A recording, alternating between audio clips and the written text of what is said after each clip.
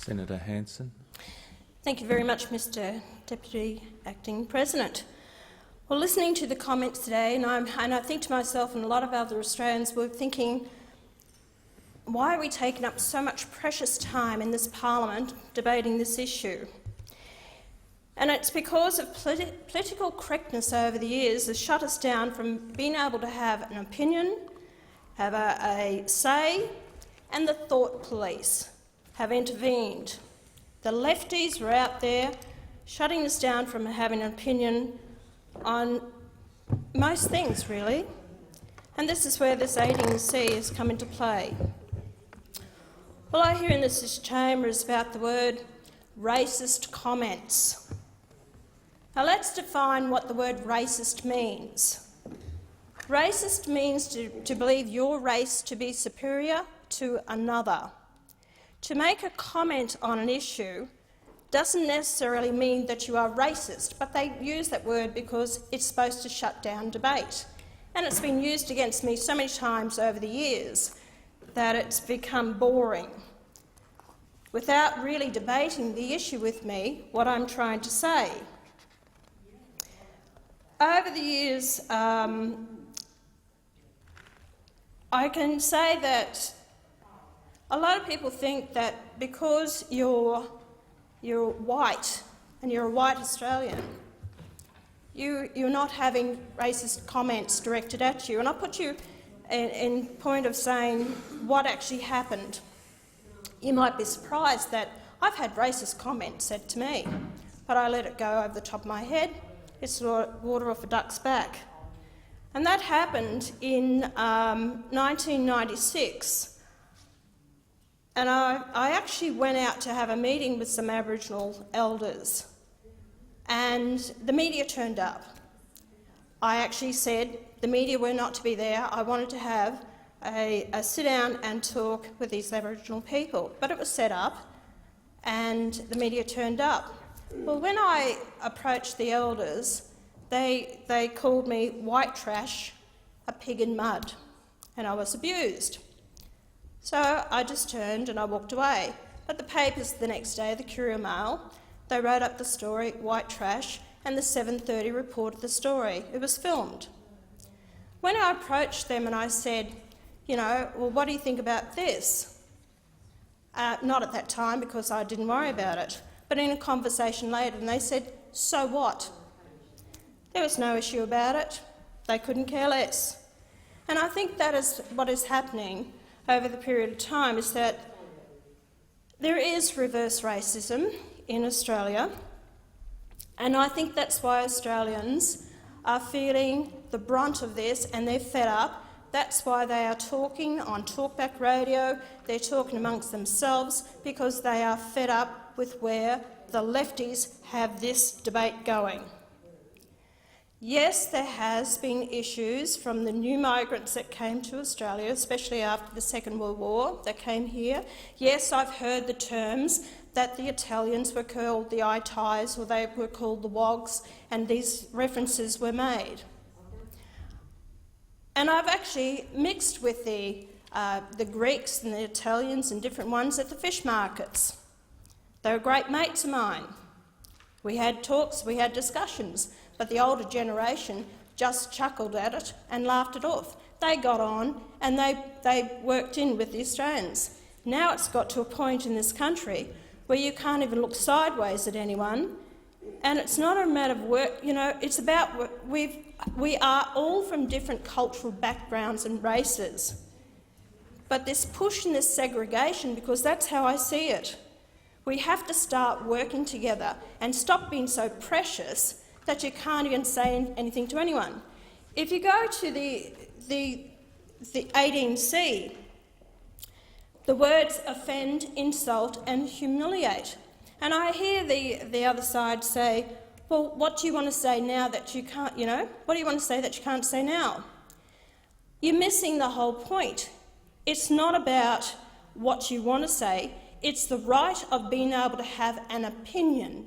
Because I can look at someone of another culture or anyone and I might say, well, I don't particularly like your cultural dance, or I don't particularly like your cultural dress.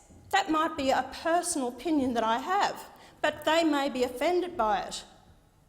So therefore am I, because of my personal opinion, that I'm supposed to be dragged before the Racial Discrimination Act? We have to get real here and stop, putting things in people's heads. I'll go back to the students from the university. 3 students turned up to use a room. It had Aboriginal only. That is racial discrimination in the first place. Why didn't those students go and take the head of the university, or whoever put that sign up for racial discrimination, for putting it up in the first place? But they didn't. They were accused of it. That is segregation. That is division. That is what is happening in our country. That is why Australians have had a gutful of it and sick and tired that this needs to change. Treat everyone on an individual needs basis, not based on race, colour of their skin, and we will have a much more harmonious country. Now, I'll go back to this as well. I was also I was charged under the Human Rights and Equal Opportunity. Well, a case was laid against me by the Aboriginals. I've got to put you in why this happened. When I stood for election in 1996, and I was actually elected after being thrown out of the Liberal Party, the next day after my election, I had a telephone call from the Australian who rang me up to interview me. Now, I actually did the interview and I called for equality of all Australians. And I made a reference to, the Greeks and Italians and everyone. The Australian printed the headlines the next day that Hanson refused to represent the Aboriginal and Torres Strait Islander people. This went on for 18 months. I was accused of this. Headlines, front page. And it came up many a time in interviews. That was not the case.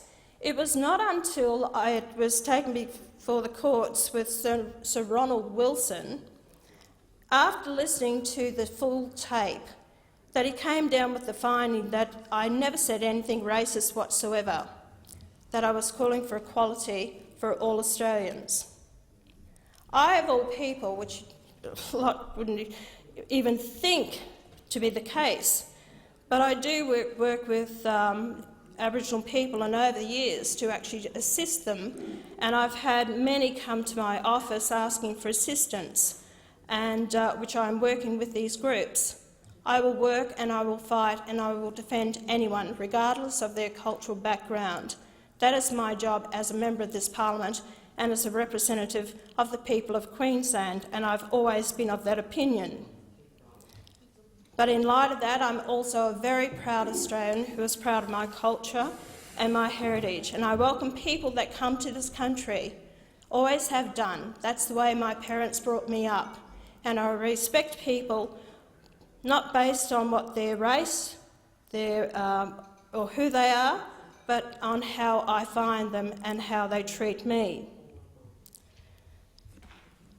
The process of, and I'll go back to these university students, the claim was the woman or the teacher wanted $250,000. Now it was, after a stressful time, the students went through, and the cost to them of legal representation, she was asking for $250,000. What was that going to do? How was it going to appease it? All I see this is a process of monetary gain. That's what it is, and that's what a lot of people are using this all about, monetary gain, for no other reason. And I had Gillian Triggs in my office, the President of the Australian Human Rights Commission, who said to me, 18C needs to change, it needs to go. She deals with this, she admits it.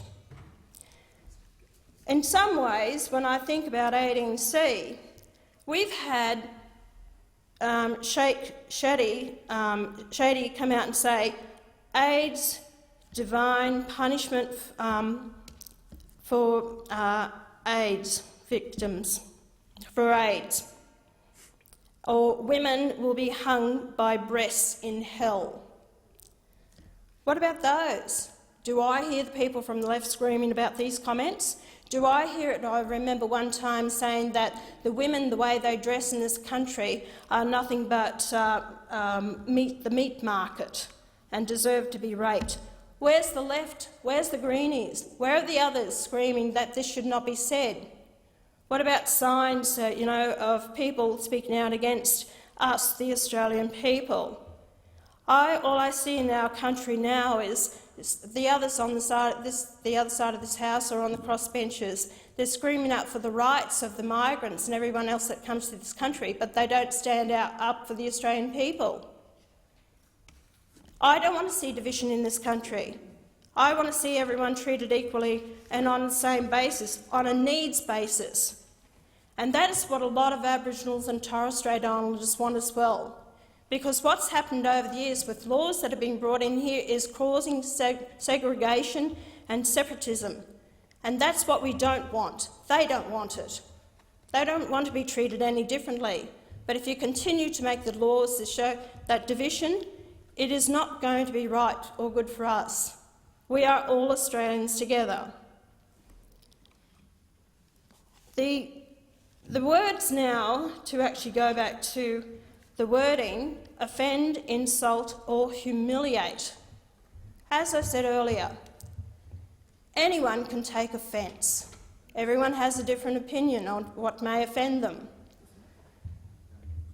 A lot of people get offended very easily, so then they're going to make their complaints. Insult, humiliate. I think to reduce the words to harass and intimidate, I do support that. We don't want that happening in our country, and some people do need that protection. But I think to say the words offend, insult and humiliate, I think that's too broad, and it's up to the individual how they feel about it. This all comes down to the pub test. How does the average Aussie feel about this? That's what it's all about. And I will say, if people have found my comments because I may raise issues that many Australians talk about in their own kitchens or around their own barbecues, and they talk about it but they don't come out openly and say it, these are the people that voted for One Nation in the last election. That's why there are now 4 One Nation senators on the crossbenches. If I was saying things that were offensive to the Australian people, we wouldn't be here. They would not have voted for us. So I represent a good majority of the Australian people out there. And just last couple of weeks ago, to have got 3 seats in the upper house in Western Australia is a clear indication that the people want representation from One Nation. But we are here with an open mind, not to shut down the people from whatever race, where you are, to give everyone the right to have a say, to have an opinion, to be part of this country, to join in to be Australians, and that's what we stand for. Shutting us down is not the answer. To call people racist or bigots, as I said, the word racist means to believe your race to be superior to another. I have never, ever said that, and I challenge anyone to actually show me anything that I have said that has been racist. And you use the word bigot. There are many people, and I'm sure everyone in this chamber is a bigot in their own way, because you can be intolerant of another person's culture or their religious beliefs. That is human race. That's who we are, because we are proud of our cultural background. But it's about having respect. Time for this debate has now expired. We will now proceed to Senator statements. Senator Back.